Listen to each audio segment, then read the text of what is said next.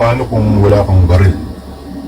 Paano may pagtatanggol ang sarili mo at ang pamilya mo during a home invasion?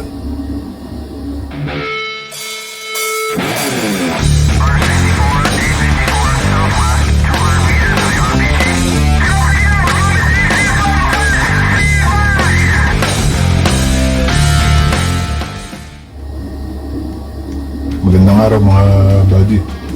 Ang pag-uusapan natin ngayon ay kung anong pwedeng weapon na gamitin mo during a home invasion kung wala kang baril. During a home invasion, syempre mahalaga na meron kang kasangkapan o gamit para ipagtanggol ang sarili mo at ang pamilya mo. Ang pinaka-best pa rin na weapon sa aking opinion ay firearm syempre.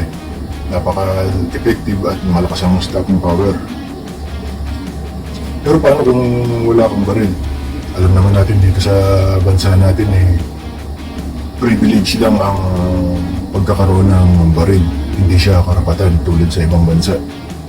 So, kung meron kang access sa firearm na legal, yun pa rin yung the best. Kaso, paano nga kung wala? Ang i-discuss natin ngayon ay dalawang klaseng weapon. Parehong long range na pwede mong gawing alternative para sa firearm kung wala kang firearm. Ang una natin ay yung crossbow. Alam naman natin lahat kung ano yung crossbow, diba? Ang advantage ng crossbow ay long range pa rin siya.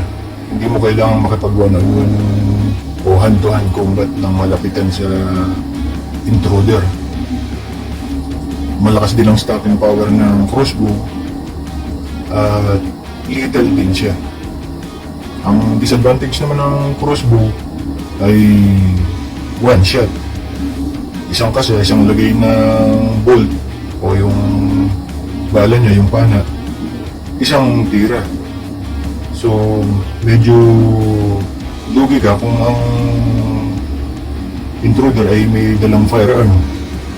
Alam naman natin ng mga intruder kahit naman bawal gagawin yung mga yun dahil kriminal nga sila So kahit na anong paghihigpit natin sa batas ukol sa pagkakaroon ng baril, hindi naman susunod yung mga yan kasi kriminal nga sila. Gagawa ng paraan niya magkaroon sila ng baril sa illegal na paraan. Pero kung meron kang crossbow, advantage ka pa rin dahil unang-una, lethal ang crossbow, malakas ang stopping power, at kabisado mo yung bahay mo. Kung ang laban ay mangyayari sa loob ng pamamahay mo, kabisado mo yung bahay mo, alam mo kung saan kukubli o magtatago, alam mo kung saan siya dadaan, alam mo rin kung saan ka dapat pumwesto. Isa pa, yung crossbow, meron ng mga upgrade na pwedeng gawin ngayon, na yung crossbow ay pwedeng gawing multi-shot. Nakakabitan siya ng magazine sa ibabaw para maging multi-shot siya. So, ang mangyayari nun, parang shotgun yung crossbow mo. Isang kasa, isang tira. Isang kasa, isang tira. Pangalawang weapon natin na pwedeng gamitin ay yung airgun. Yung airgun body, sa panahon ngayon, may mga nabibili ng multi-shot na airgun at malalakas na. Malalaki na rin yung bala. So, yung iba nga, dumagasin pa Parang naka-rotary magazine siya, kadalasan. Meron ng mga airgun na naka-full auto Pero syempre, masyado nang mahal yun. Pero may mga airgun na ngayon na naka-multi-shot na pwede mong gamitin. Ang problema kasi sa airgun, para din crossbow, single shot siya, karamihan ng airgun. Pero may mga nabibili na ngayon na multi-shot na airgun na nakamagasin. Ang problema sa airgun pa pati ay kinakargahan siya ng hangin, di ba? So, habang lumilipas yung panahon na naka-standby siya sa iyo na hindi mo ginagamit, ay may posibilidad na mag-leak yung hangin ng paunti-unti. So pagdating ng oras na kailangan mo siyang gamitin, pagdampot mo, baka walang hangin pala. Yun ang problema sa airgun. Pero effective na rin para sa home defense, para sa akin. Sa opinion ko lang ito yung mga makabagong airgun ngayon na naka-multi-shot.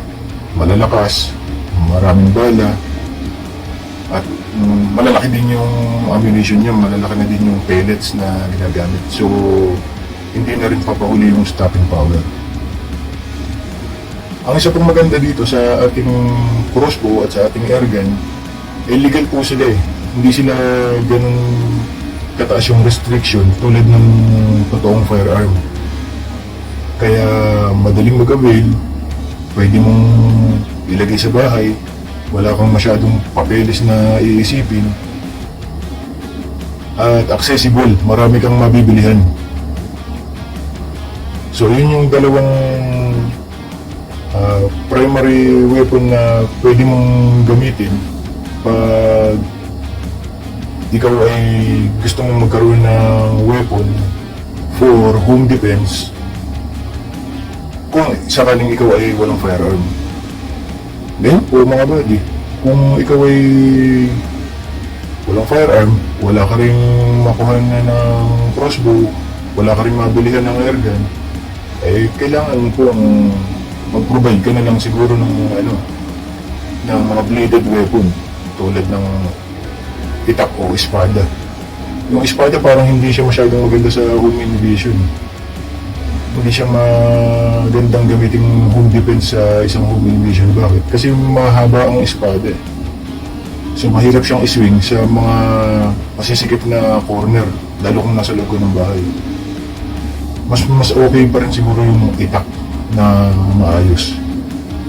Kahit siguro yung hindi masyadong maiksi na itak para madali mong maisiswing at malakas pa rin yung kanyang stopping power. Ang problema naman po sa bladed weapons na ganyan, short range po siya. So kailangan mong makapagharap-harapan sa intruder o sa masamang loob para magamit mo siya. Unlike nung ating crossbow at ng airgun. Ayun, siguro po may nakuha naman kayong idea sa video na ito. Sana nakatulong kahit pa paano. Ingat po kayo lahat mga buddy. Kita-kita tayo sa susunod na video.